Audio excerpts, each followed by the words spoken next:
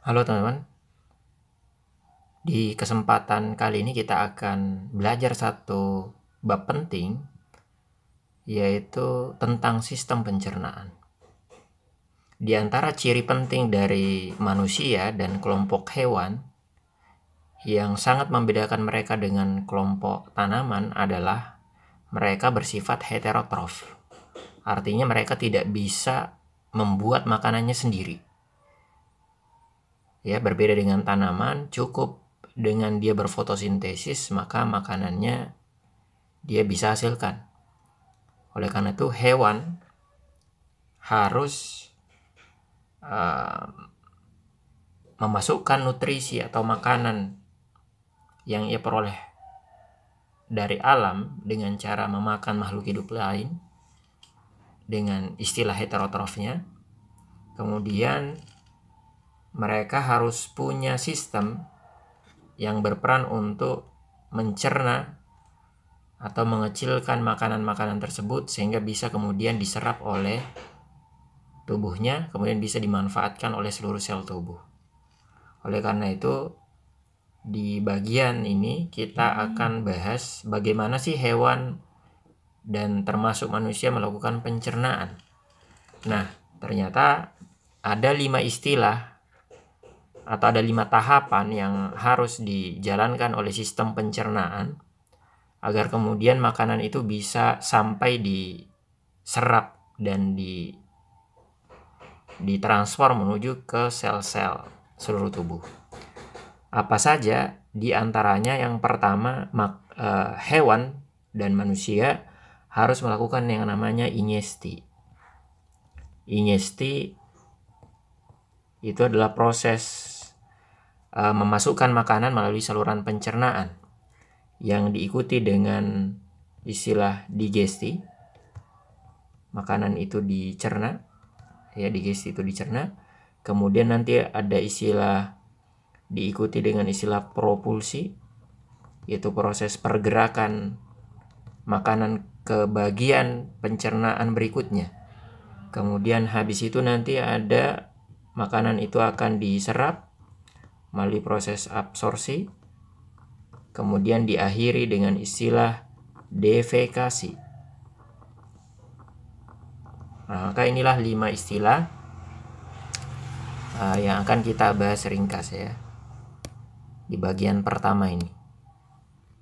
Jadi ingesti itu dimulai dengan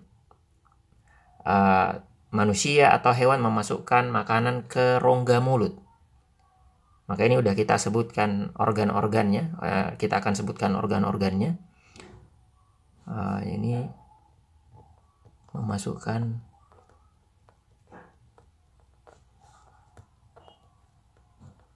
makanan ke saluran pencernaan. Yang dimulai dengan apa organnya? Ini mencakup rongga mulut. Dimasukkan ke dalam mulut. Yang kemudian di rongga mulut dimulailah pencernaan pertama, proses digesti.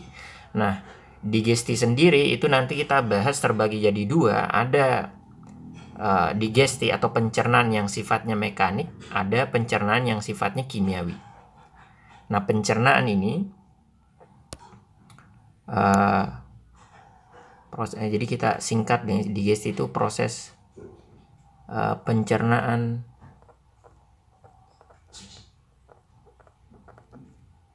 makanan, ya, baik terjadi secara apa? Mekanik maupun terjadi secara kimiawi. Nah, proses pencernaan makanan baik dengan cara mekanik dan kimiawi ini secara umum terjadi di 3 organ ya. Di 3 organ di tubuh manusia dan hewan. Di antaranya ada di mana melibatkan rongga mulut sendiri, ya. melibatkan rongga mulut, kemudian diikuti dengan lambung, yang ketiga di lambung,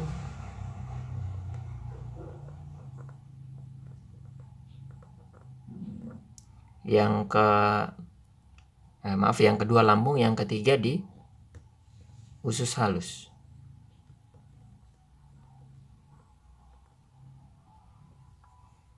Ya. Kemudian dari rongga mulut, makanan itu dimasukkan ke bagian berikutnya melalui proses propulsi. Jadi proses propulsi ini proses pergerakan makanan sepanjang saluran pencernaan.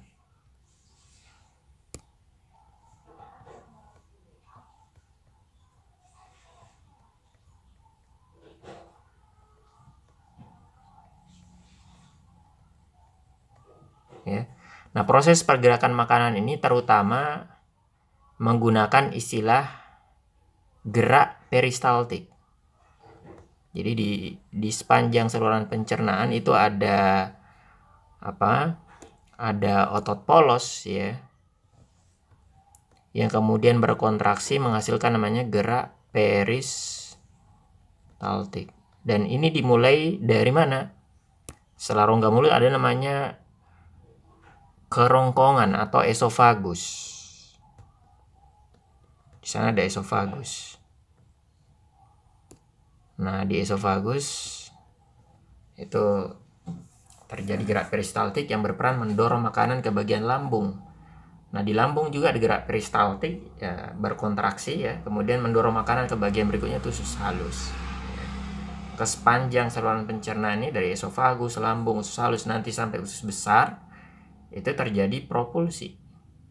Nah, kemudian setelah makanan dicerna di bagian 3 bagian tadi, rongga mulut, lambung, dan usus halus ya, makanan yang sudah kecil-kecil itu kemudian diabsorpsi, diserap. Jadi absorpsi tahap keempat ini kita ringkas dengan kalimat penyerapan ya.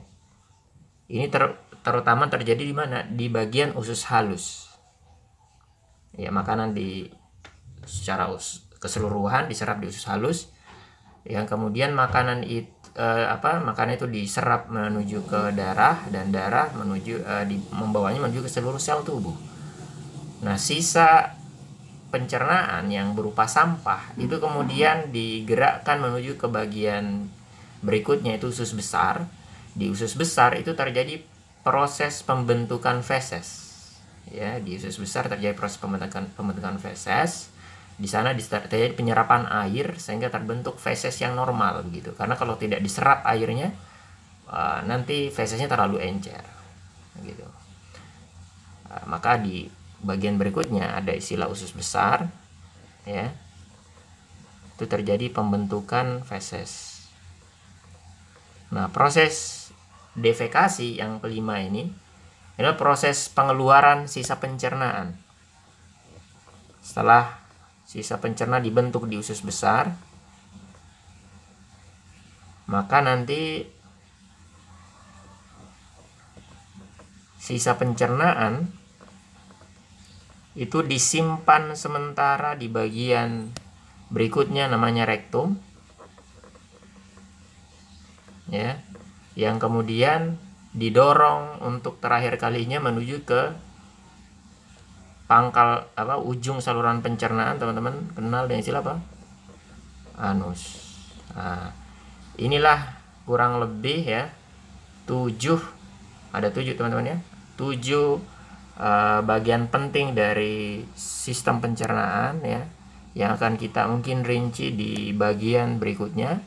Di antaranya ada rongga mulut, kemudian nanti ada pembahasan tentang kerongkongan atau esofagus, kemudian diikuti dengan lambung, usus halus, usus besar, kemudian ada rektum, dan yang terakhir ada pembahasan anus.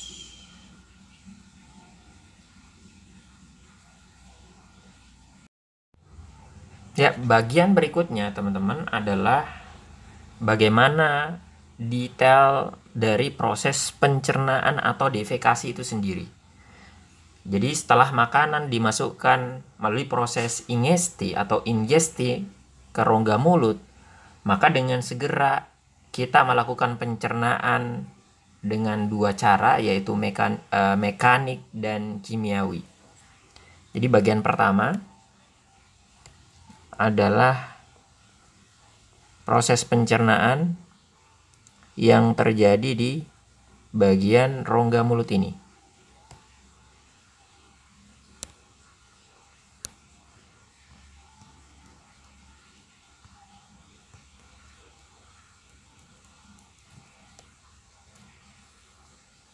Maka di sini dengan menggunakan gigi, ya, kita mengecilkan makanan secara mekanik, yang kemudian dibantu dengan lidah, ya, untuk menggerakkan makanan itu, sembari rongga mulut itu kemudian melepaskan cairan salivanya. Jadi di rongga mulut itu dia selain sebagai saluran, dia juga sebagai kelenjar. Dia memiliki 3 kelenjar pencernaan di sana yang berperan menghasilkan saliva, yang diantara isi pentingnya atau bagian pentingnya adalah enzim namanya amilase. Maka terjadi pencernaan kimiawi, ya, dengan menggunakan amilase, di mana senyawa berupa amilum, ya, di rongga mulut itu dicerna menjadi lebih kecil, membentuk yang namanya apa? Maltosa. Salah satu jenis disakarida penting, ya. Jadi enzimnya namanya apa? Amilasa, atau kita tulis petialin lebih detail, ya. Nah, ada petialin nih. Jadi di rongga mulut itu hanya terjadi satu jenis pencernaan makanan, yaitu pencernaan jenis karbohidrat saja. Tidak ada pencernaan lemak di sana, tidak ada pencernaan protein juga. Nah, kemudian setelah makanan dicerna secara mekanik dan kimiawi di rongga mulut, dengan segera kita menelan makanan, yang kemudian makanan itu diantarkan oleh bagian esofagus, ya. Kita punya esofagus di sini. Diantarkan oleh esofagus dengan gerak peristaltiknya menuju ke bagian pencernaan kedua, yaitu di lambung. Jadi yang kedua di lambung. Lambung sendiri, ya teman-teman. Ini lambung kita nih.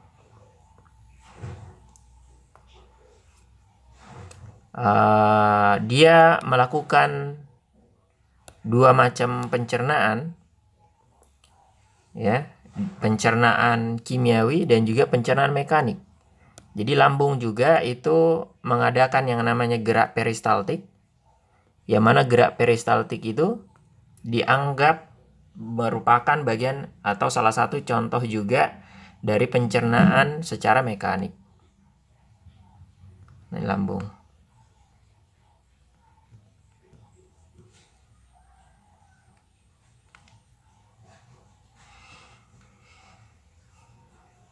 Maka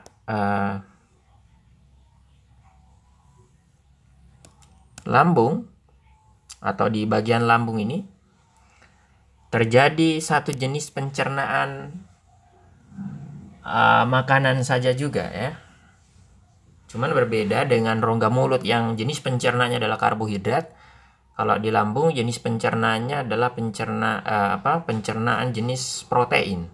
Karena di lambung itu secara umum hanya ada satu kelompok enzim, yaitu enzim protease. Nah, lambung selain berperan sebagai saluran pencernaan, seperti halnya rongga mulut, dia juga kelenjar pencernaan. Dia menghasilkan enzim pencernaan, sekaligus juga sebenarnya dia menghasilkan hormon. Dia juga bisa menghasilkan, jadi dia kelenjar pencernaan, ya, termasuk kelenjar pencernaan. Maka ringkasnya teman-teman, di lambung itu dia menghasilkan 3 senyawa atau kita sebut dengan istilah getah lambung.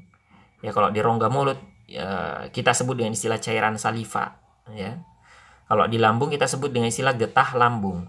Maka getah lambung itu berisi tiga zat kimia penting, ya.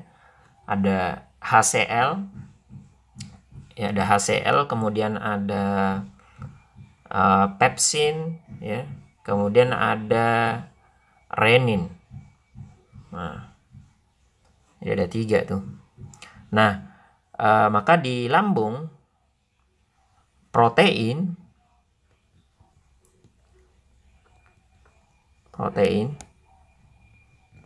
yang kita makan itu kemudian dicerna pertama kalinya secara kimiawi dengan menggunakan enzim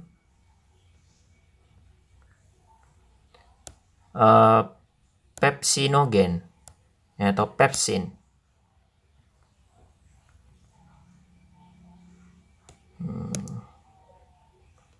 Ini protein jadi kita sebut protein jadi apa?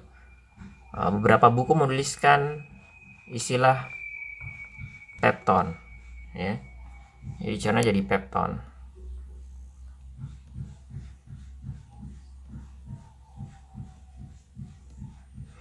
Nah, boleh juga buku yang lain menuliskan protein itu adalah jenis polimer, dia berupa polipeptida. Kemudian dicerna jadi pepton. Polipeptida itu rantai panjang asam amino. Kemudian dicerna jadi pepton yang merupakan kelompok oligopeptida, ya. Oligo itu rantai pendek asam amino. Jadi dia dicerna lebih kecil-kecil, membentuk pepton atau oligopeptida menggunakan enzim namanya pepsin. Jadi lambung kita menghasilkan enzim namanya pepsinogen. Pepsinogen itu adalah enzim dihasilkan dalam keadaan tidak aktif. Kemudian dengan menggunakan HCl, ya, HCl yang dihasilkan oleh lambung itu juga pepsinogen diaktifkan jadi pepsin. Kemudian pepsin inilah yang setelah diaktif bisa merombak protein jadi pepton. Itu. Maka HCl, ya, HCl di situ selain dia bisa berperan untuk mungkin membunuh bibit penyakit, ya, ada bakteri yang masuk dengan tidak sengaja mungkin kita telan bersama makanan, maka ini akan bisa dibunuh menggunakan HCl atau asam lambung. Nah, HCl juga bisa berperan di sini mengaktifkan pepsinogen jadi pepsin. Ya, selain mungkin bisa membantu mencerna makanan secara kimiawi.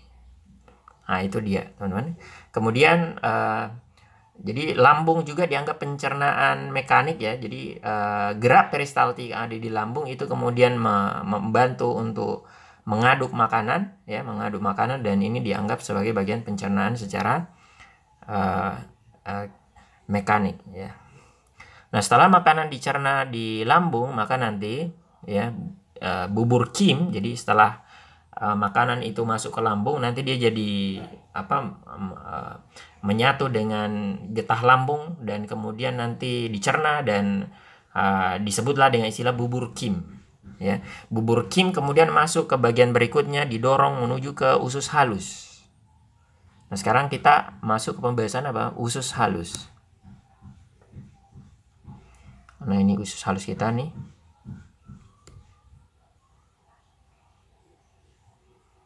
Ini usus halus kita.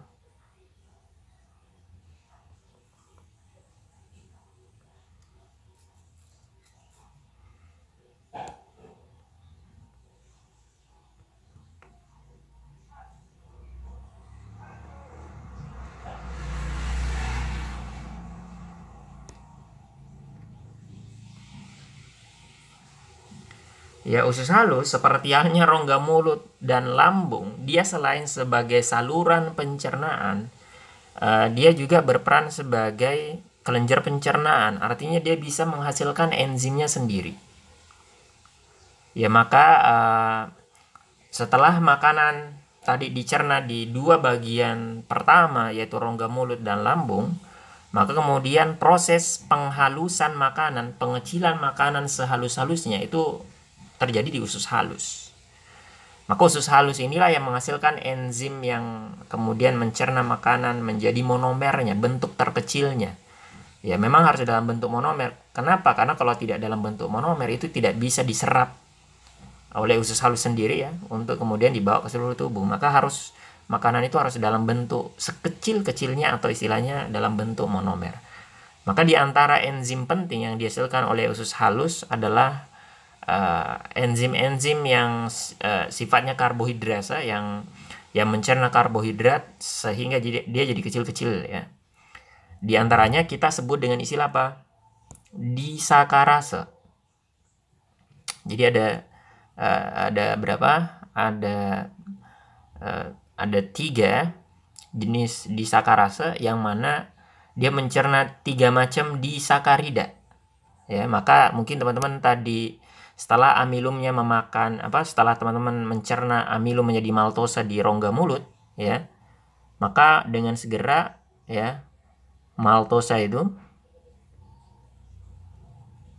di usus halus dicerna membentuk glukosa.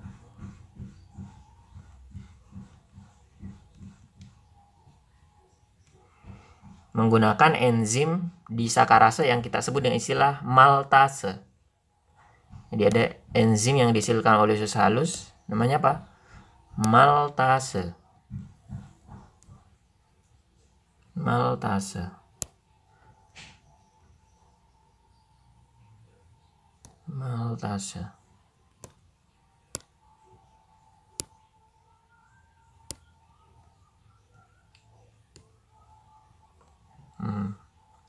Maka maltosa ya, dia jenis disakarida. Setelah dicerna dia akan menghasilkan 2 macam glukosa atau maaf 2 glukosa yang sama maksudnya ya, dia akan menghasilkan 2 glukosa. Nah selain maltase ya, teman-teman juga menghasilkan 2 enzim yang lain. Jadi semisal teman-teman sarapan tadi pagi, melakukan sarapan, maka teman-teman mungkin makan nasi ya isinya amilum, dicerna jadi maltosa baru jadi glukosa.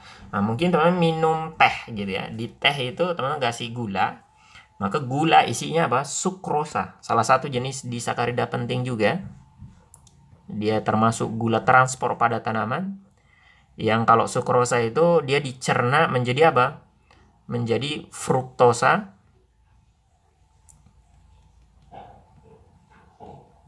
ya plus glukosa. Jadi dicerna jadi apa? Jadi 2 gula berbeda, fruktosa dan glukosa ya. Beda dengan maltosa tadi ya. Maltosa dicerna jadi 2 glukos. Nah, semisal teman-teman mungkin kurang senang dengan teh, teman-teman minum susu ya. Maka gula susu isinya adalah laktos. Ya, isinya adalah laktos, maka laktosa dicerna menggunakan enzim namanya laktase. Laktase dicerna menggunakan enzim tadi, laktosa jadi oleh laktase menghasilkan glukosa plus galaktosa. Maka inilah 3 monomer dari karbohidrat yang kemudian jika mereka sudah terbentuk, ini bisa diserap oleh usus halus kita.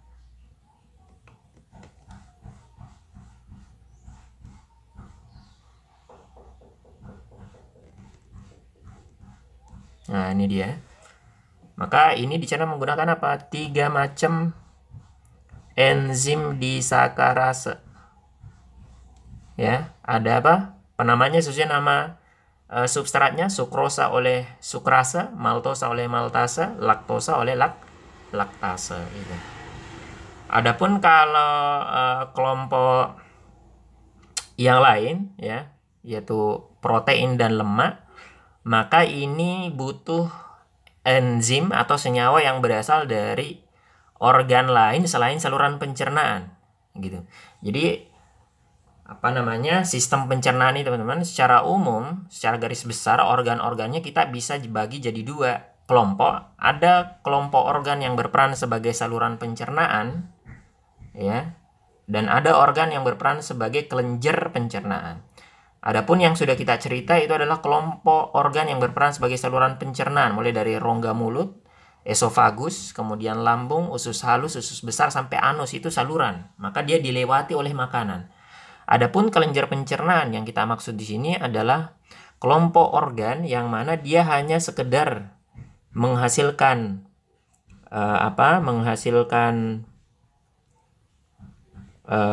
senyawa yang berperan dalam pencernaan, tapi dia tidak dilewati oleh makanan. Maka kita sebut dengan istilah apa? Kelenjar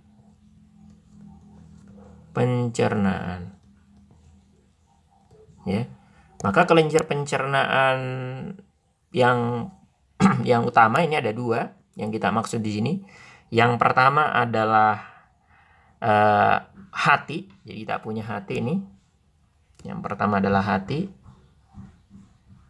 Ini. Yang berperan dalam menghasilkan cairan empedu. Ya. Berperan dalam menghasilkan cairan empedu.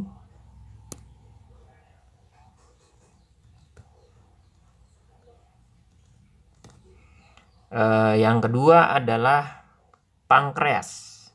Jadi yang letaknya di belakang lambung ini. Nah, ini pankreas kita nih.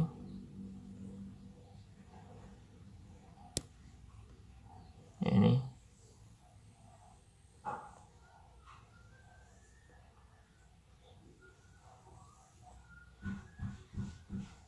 Nah, pankreas.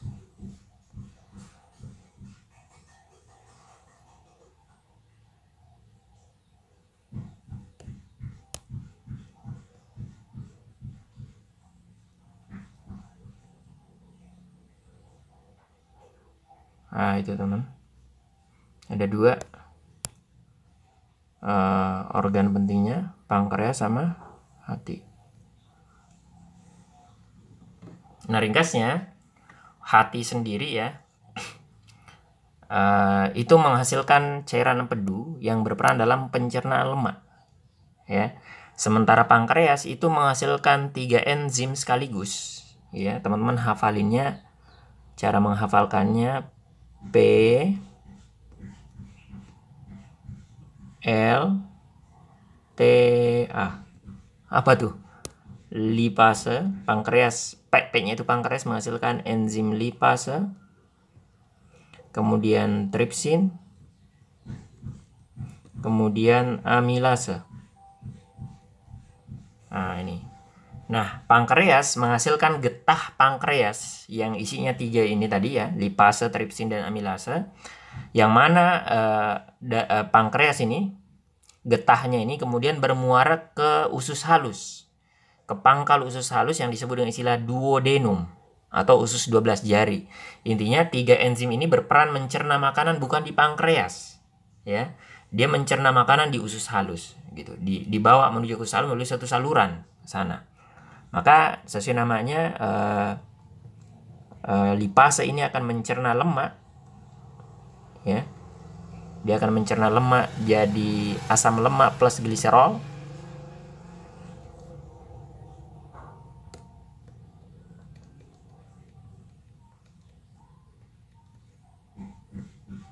Gliserol. Tripsin ini berperan diantaranya mencerna pepton atau oligopeptida.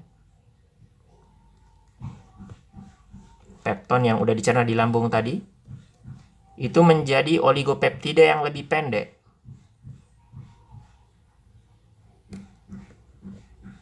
Ya, kita tulis oligopeptida pendek gitu ya. Ini belum halus. Ini harus dihalusin lagi nanti. Kemudian amilase. Jadi semisal teman-teman mungkin tidak maksimal proses pencernaan amilumnya di rongga mulut, teman-teman buru-buru begitu ya mengunyah makanan, maka masih bisa ternyata nih pencernaannya di mana? Di usus halus ya. Masih bisa dicerna di usus halus oleh enzim amilase yang dilepaskan oleh pankreas. Nah, gitu. Maka ini juga sama sih.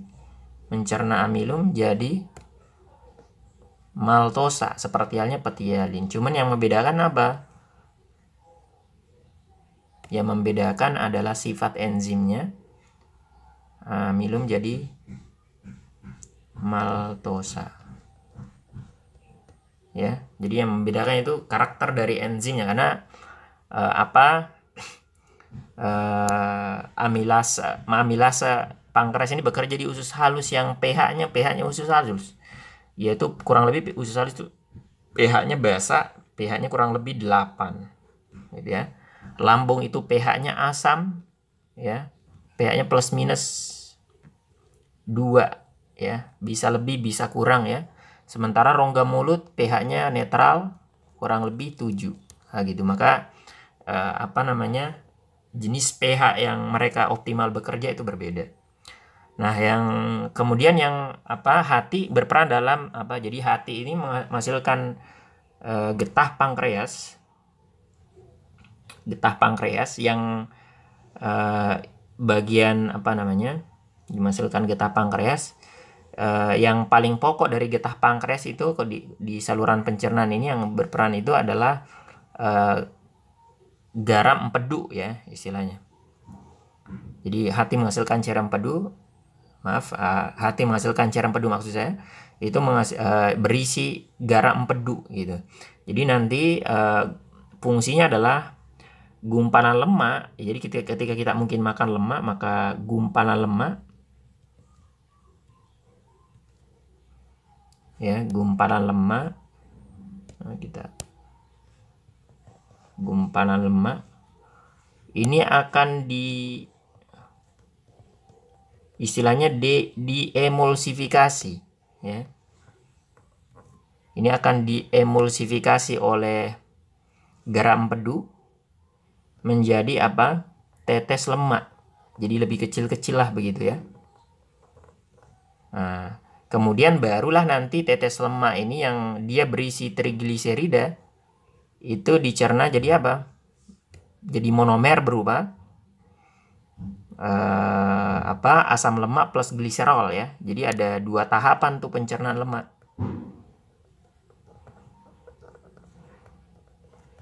Pertama adalah menggunakan cairan empedu yang berisi garam empedu dan kolesterol, ya, juga di sana berperan.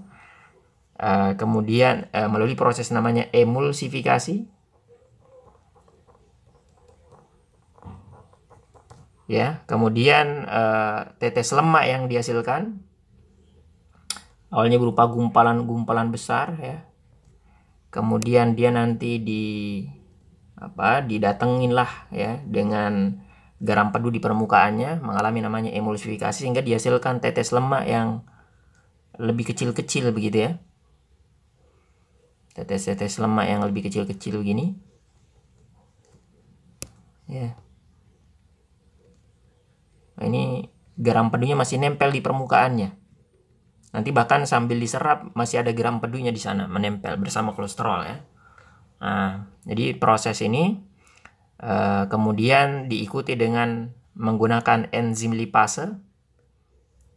Di sini posisinya akan dicerna jadi asam lemak plus gliserol, ya, sehingga kemudian bisa diserap oleh usus halus kita. Maka yang terakhir, teman-teman, ya, jadi udah selesai 2 yang pertama, yaitu pencernaan karbohidrat oleh usus halus, terbentuk 3, fruktosa, glukosa, dan galaktosa. Kemudian pencernaan lemak yang dilakukan oleh usus halus sebenarnya, tapi itu atas bantuan 2 kelenjar yang lain, yaitu hati dan pankreas, ya, untuk pencernaan lemak.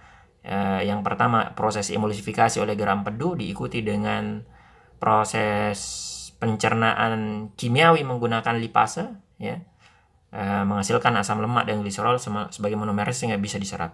Kemudian yang terakhir yang belum kita cerita adalah bagaimana dengan protein. Jadi oligopeptida untuk menjadi lebih kecil, oligopeptida tadi setelah dijadikan oligopeptida pendek oleh tripsin yang sebelumnya oleh pepsin, itu kemudian dicerna jadi lebih kecil-kecil, ya, menggunakan enzim yang dihasilkan oleh usus halus sendiri. Jadi usus halus diantaranya juga menghasilkan enzim namanya aminopeptidase yang berperan merubah boleh kita catat oligopeptida, ya. Oligopeptida ini nanti jadi apa? Asam amino. Jadi batu bata dari apa namanya? Atau monomer dari protein itu namanya apa? Asam amino yang jumlahnya ada 20 macam. Triptofan, leusin, lisin, glisin, ya, dan yang lainnya. Menggunakan apa tadi enzimnya, teman-teman? Namanya, ini dihasilkan oleh usus halus, ya. Namanya aminopeptidase. Jadi mudah diingat namanya. Sesuai nama senyawa yang akan dihasilkan, ya, yaitu asam amino, maka nama enzimnya aminopeptidase. Asa itu enzim yang berperan merombak peptida menjadi asam amino. Nah, itulah ya kurang lebih teman-teman proses pencernaan makanan yang ternyata melibatkan 3 organ utamanya, yaitu rongga mulut, lambung, dan usus halus, yang dibantu oleh 2 kelenjar pencernaan, yaitu hati dan pankreas, dengan banyak macam enzim-enzimnya. Oke.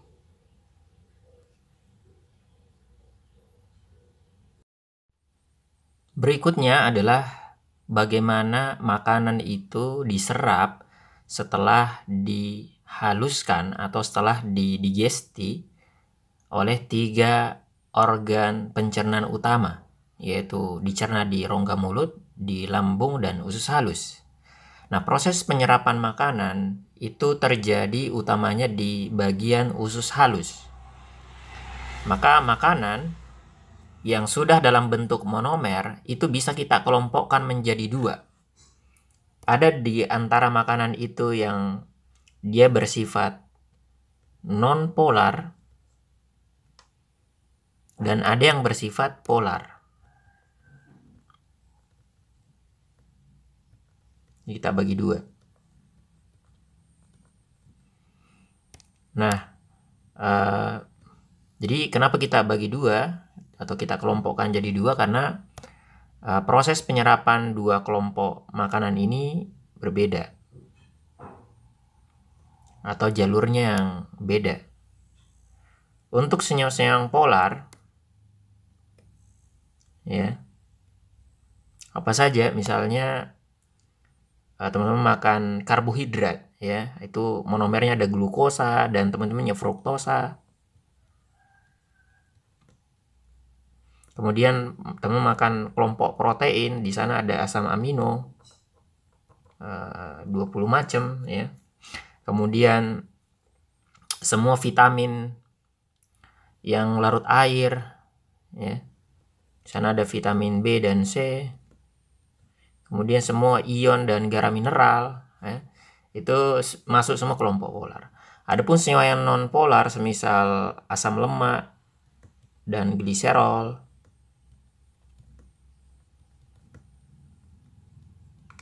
kemudian semua vitamin yang larut lemak, diantaranya vitamin A, D, E, dan K, ya, dan yang lainnya. Maka proses penyerapannya berbeda. Nah, untuk intinya teman-teman, semua makanan ini, ya, itu akan dibawa oleh tubuh kita menuju ke seluruh mana? Ke seluruh sel tubuh. Targetnya ke sana. Bagaimana caranya bisa sampai ke sana, ke seluruh sel tubuh? Tentunya diantarkan oleh darah. Dan salah satu komponen darah kan ada apa? Jantung. Ya. Nah, nanti jantung memompa darah ke seluruh tubuh. Maka nanti diantaranya untuk senyawa-senyawa yang polar seperti halnya glukosa dan asam amino, mereka itu ternyata dibawa ke jantung dan seluruh tubuh sebelum sampai ke jantung dan ke seluruh tubuh, mereka itu ternyata kenapa? Mampir dulu ke organ hati atau liver. Mereka sempat mampir di sini dulu. Ya, buat apa terjadi mereka mampir di hati? Di antaranya mungkin di hati itu terjadi mungkin detoksifikasi racun. Mungkin ada racun-racun yang sifatnya sifatnya polar ya. Maka didetoks dulu tuh di liver. Kemudian liver ini tempat terjadinya metabolisme kelompok karbohidrat dan protein.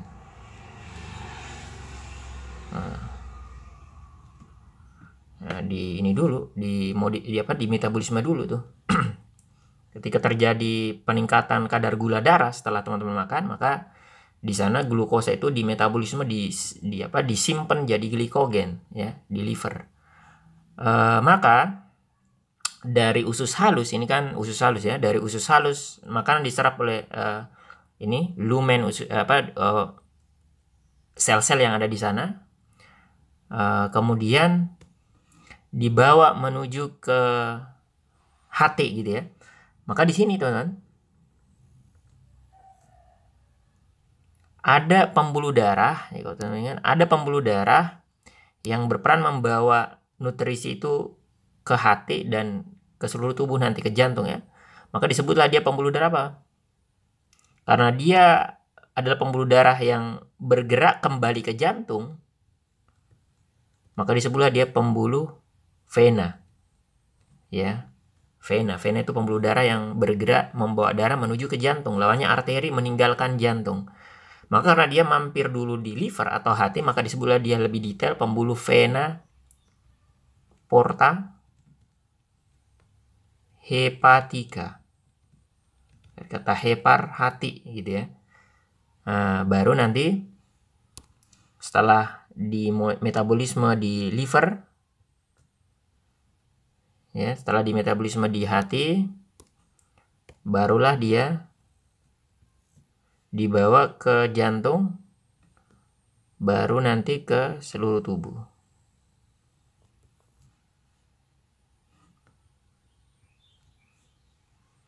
Nah, itu dia untuk senyawa yang sifatnya larut air. Adapun senyawa yang sifatnya nonpolar ya, dia tidak ke liver ya, berbeda dengan yang ini, yang polar. Maka kelompok asam lemak dan gliserol itu nanti diserap melalui pembuluh yang berbeda, namanya pembuluh KIL atau pembuluh lakteal. Jadi teman-teman bisa lihat gambar yang sebelah kiri bawah ini. Ini ada pembuluh vena yang biru ini. Nah, inilah yang nanti akan membawa darah, membawa makanan ya, menuju ke hati yang ini, yang warna biru. Ya. Itu nanti akan menuju ke vena porta hepatica, baru ke hati gitu. Sementara yang tengah, yang kuning itu namanya pembuluh lakteal atau pembuluh KIL. Nah, ini salah satu jenis pembuluh limfa ya. Dia nanti membawa darah itu menuju ke sistem limfa. Maka ini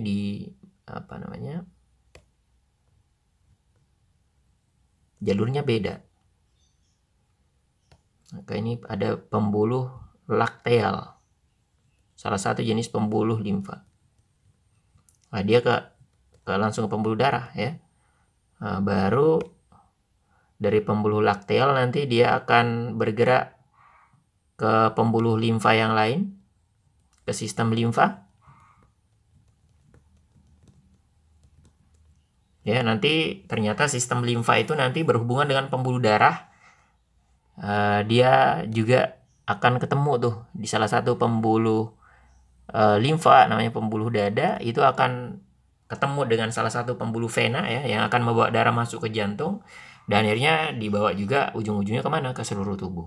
Nah, itu perbedaannya teman. Jadi untuk yang sifatnya nonpolar ya, itu tidak melewati sistem vena porta hepatica. Ya, dia melewati pembuluh lain namanya pembuluh lakteal ya.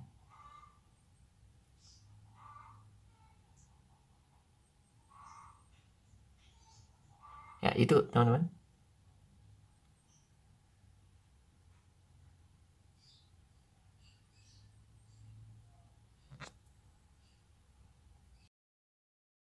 Oke teman-teman, kita tiba di bagian pembahasan soal untuk sistem pencernaan. Nah ini ada soal UTBK ya. Pertanyaannya, setelah melewati usus halus, asam amino yang terserap itu akan melalui bagian apa? Jadi kalau kita lihat pilihannya dari A sampai E ini semuanya tentang pembuluh. Ya, yang A pembuluh limfa, yang pilihan B, C, D, E itu semuanya pembuluh darah. Maka sebenarnya udah kita lewati ya di pembahasan tentang absorpsi ya. Kita lewati sudah kita bahas, teman-teman bisa lihat lagi di video pembahasan tentang penyerapan zat. Jadi penyerapan makanan itu kita bagi jadi dua tergantung jenis makanannya.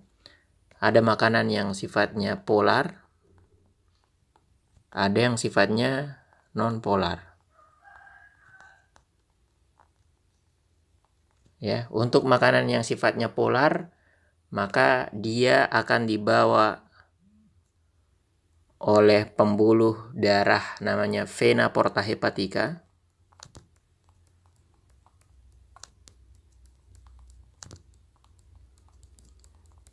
Ya, sementara untuk senyawa yang sifatnya non-polar itu akan melalui pembuluh lakteal namanya. Nah, ya ujung-ujungnya semuanya akan bermuara ke jantung ya dan dibawa ke seluruh tubuh, seluruh sel tubuh.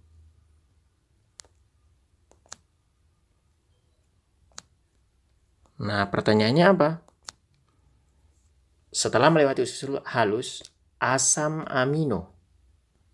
Maka asam amino masuk kelompok yang mana? Nah, ternyata asam amino masuk kelompok yang polar. Ya. Untuk senyawa yang non polar seperti halnya asam lemak, ya beda ya. Gliserol, ya dan yang lainnya bisa dilihat lagi di video tentang absorpsi, ya.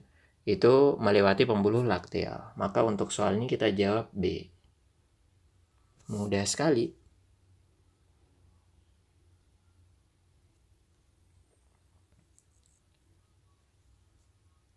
Kemudian soal kedua, ini soal UTBK juga. Pada saat orang akan makan sate yang berlemak, maka lemak akan dicerna dengan bantuan apa? Maka ini dibahas di konsep pencernaan makanan atau digesti. Nah, untuk pencernaan lemak sendiri, ya itu melibatkan dua tahapan. Jadi kita bisa katakan lemak yang kita makan itu masih dalam bentuk besar ya, gede-gede tuh. Masih dalam bentuk gumpalan lemak. Anggaplah kita punya satu gumpalan besar nih. Punya satu gumpalan lemak besar tuh ya.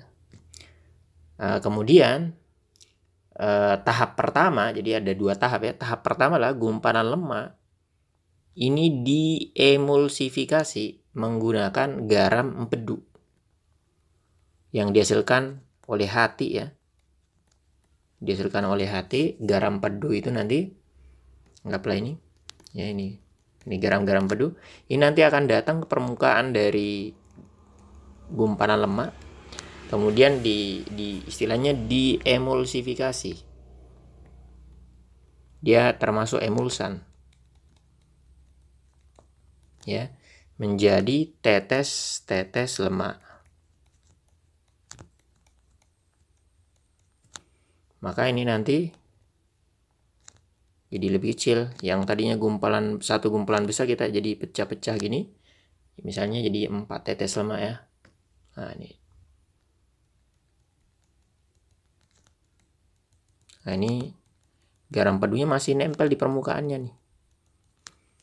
Ya. Kemudian yang tahap terakhir, tetes lemak ini sendiri ini mengandung lemak. Di antaranya yang paling utama adalah trigliserida. Nah, kemudian trigliserida ya, terdapat dalam tetes lemak ini dengan menggunakan enzim lipase dia dipecah jadi 2 monomer, yaitu asam lemak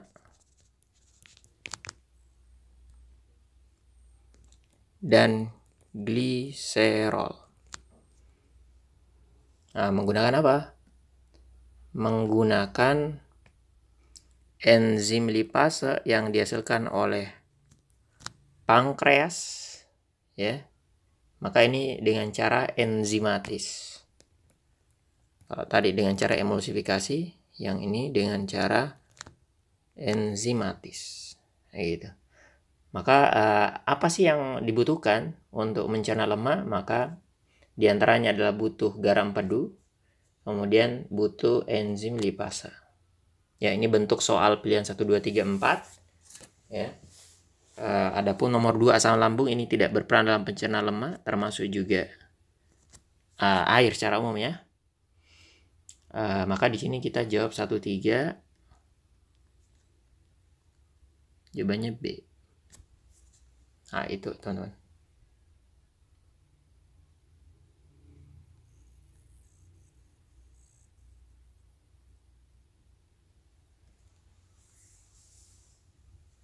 Kemudian soal berikutnya, ini hampir sama ya di soal sebelumnya. Bila produksi larutan empedu sangat menurun, maka penyerapan zat berikut yang paling terganggu adalah. Maka udah kita lewati ya. Larutan empedu itu dihasilkan oleh hati. Jadi kita coba bahas sedikit nih teman-teman. Anggaplah ini kerongkongan teman-teman nih. Terus ada lambung ya. Terus lambung ketemu dengan usus halus bagian pertama, namanya duodenum, bentuknya kayak huruf C begini. Terus berlanjut dengan usus halus berikutnya, jejunum dan ileum ya. Nah, ini usus halus.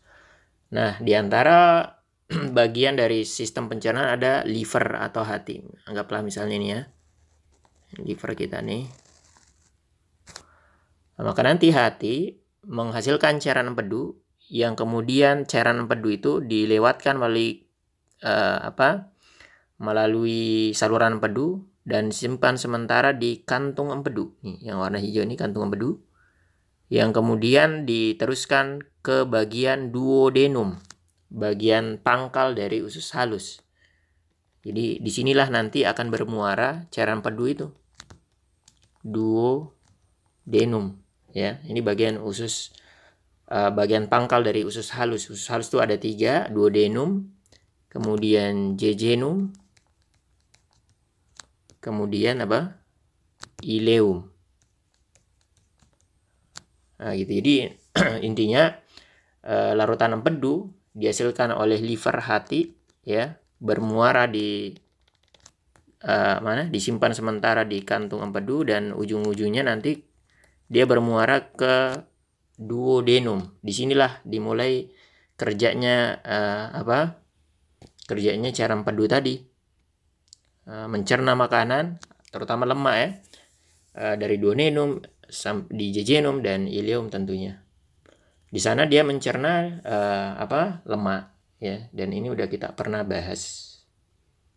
Dia berperan dalam pencernaan lemak.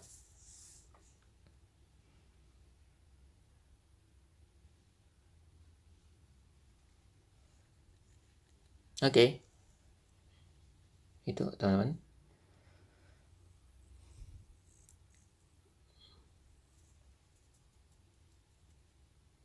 Kemudian contoh soal berikutnya, ini ada soal SIMAK UI ya. Pertanyaan juga tentang sistem pencernaan. Soalnya ini menanyakan juga tentang enzim yang berperan dalam pencernaan lemak.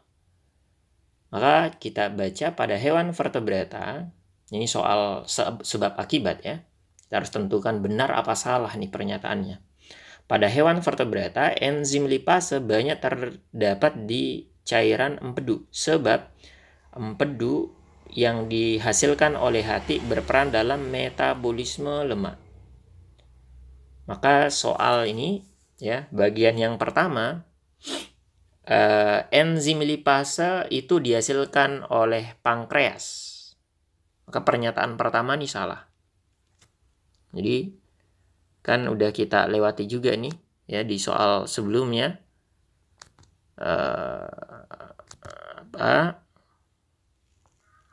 bahwasanya ada 2 kelenjar tambahan pada saluran sistem pencernaan, yaitu ada hati ya, yang menyimpan cairan empedu di kantung empedu.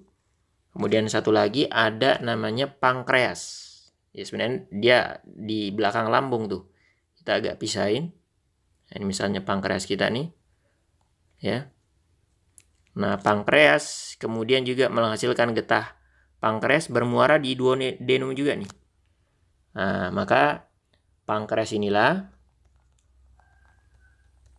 ya yang menghasilkan getah pankreas yang salah satu isinya apa?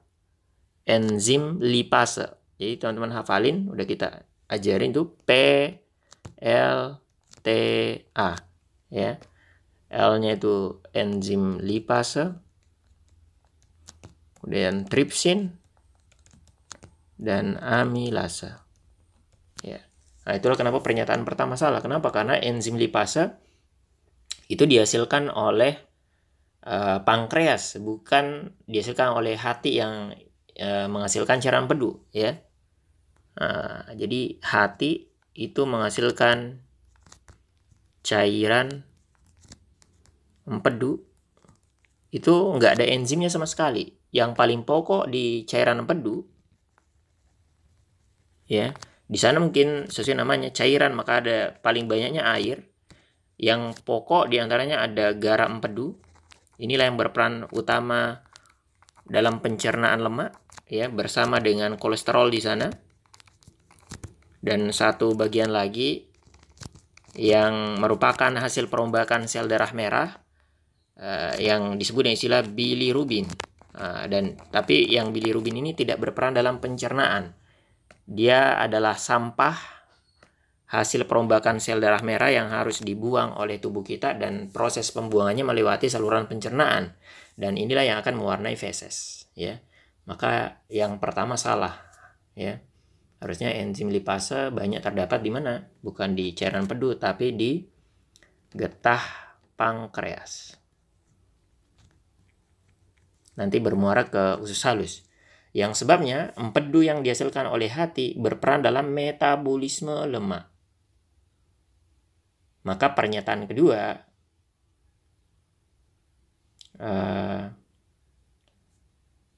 pernyataan yang kedua ini tidak masalah ya.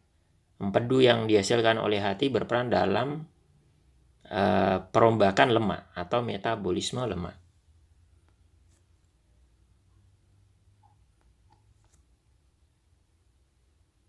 Maka soal ini kita jawab salah benar delta.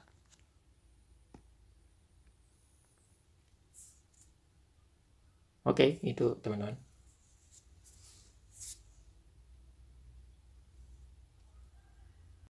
Oke, soal yang keempat. Ini ada pertanyaan juga tentang sistem pencernaan. Pada hewan vertebrata, enzim lipase banyak terdapat di empedu. Sebab empedu yang dihasilkan oleh hati berperan dalam metabolisme lemak. Maka ini termasuk bentuk soal sebab akibat ya. Teman-teman harus menentukan kedua pernyataan ini benar apa salah. Ya, kemudian nanti apakah berhubungan apa tidak, seperti itu. Maka bagian yang pertama, enzim lipase katanya banyak terdapat di cairan empedu.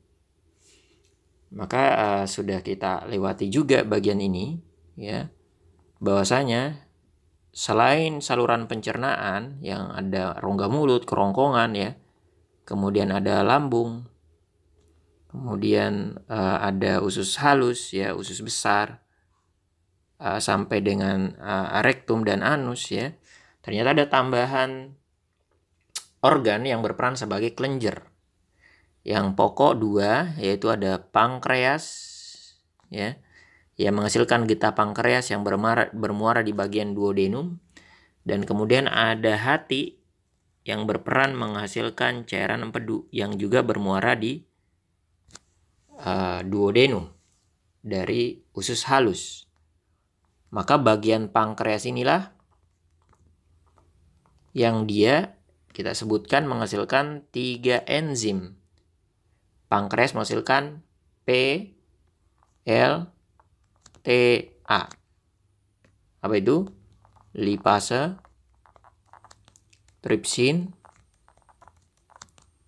dan amilase. Sementara kelenjar yang kedua, yaitu liver atau hati, itu menghasilkan cairan empedu.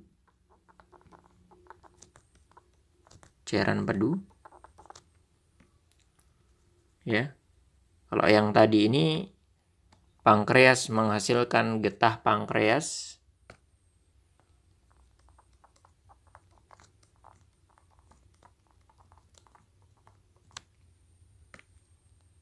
Yang isinya ada 3 enzim nih. Kalau cairan empedu itu isinya apa? Cairan empedu itu namanya cairan, maka isi yang paling banyak adalah air. Kemudian di sana ada garam empedu yang berperan dalam pencernaan lemak bersama dengan kolesterol. Nah, 3 bagian yang atas inilah yang berperan dalam pencernaan lemak secara umum. Ditambah 1 bagian lagi pada cairan empedu itu juga terdapat bilirubin yang merupakan hasil perombakan sel darah merah yang harus dibuang oleh tubuh karena dia adalah sampah, ya. Yang nanti ujung-ujungnya dibuangnya melalui sistem pencernaan, yaitu bersama feses dan mewarnai feses sehingga dia berwarna coklat, ya. Nah, maka pernyataan yang pertama dari soal ini pada hewan vertebrata termasuk manusia, enzim lipase banyak terdapat di cairan empedu. Maka yang ini salah nih teman-teman, karena enzim lipase yang merupakan bagian dari getah pankreas itu tidak ada di empedu. Harusnya di mana? Di getah pankreas. Nah, yang pertama kita salahin, ya. Yang sebabnya cairan empedu yang dihasilkan oleh hati berperan di dalam metabolisme lemak. Nah, ini salah satu contoh soal SIMAK UI, ya, yang sedikit detail pertanyaannya. Jadi di sini ada diskusi, teman-teman. Jadi ada istilah metabolisme, ya. Metabolisme itu adalah seluruh reaksi yang terjadi di dalam tubuh makhluk hidup yang dia biasanya atau secara spesifik itu terjadi di dalam sel-sel, baik itu di sitoplasmanya ataupun di organel-organel selnya.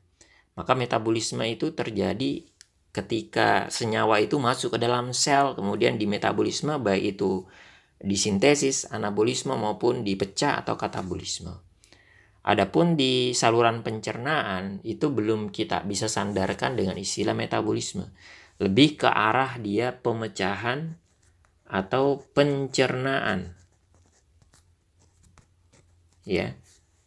Maka yang sebabnya cairan empedu yang dihasilkan oleh hati berperan lebih tepatnya di situ di dalam pencernaan lemak, gitu. Karena di sistem pencernaan itu kita sebutnya lebih ke arah pemecahan, ya. Makanan setelah dipecah jadi kecil-kecil jadi monomer, nanti diserap oleh usus halus. Dari saluran pencernaan dibawa oleh darah ke seluruh tubuh. Ketika sampai ke seluruh tubuh, barulah nutrisi itu dimetabolisme, ya. Barulah dia kita istilahkan dengan dimetabolisme, baik itu dipecah melalui proses katabolisme untuk menghasilkan energi misalnya, ataupun di anabolisme untuk menghasilkan senyawa yang lain atau senyawa yang lebih besar atau lebih kompleks. Maka pernyataan kedua ini kita salahkan. Tentunya ada diskusi di bagian ini, ya. Dan kita ada perbedaan perbedaan argumen di situ, tapi kami lebih memilih yang sebabnya ini kita salahkan seperti itu. Maka untuk soal ini kita jawab salah-salah, jawabannya error.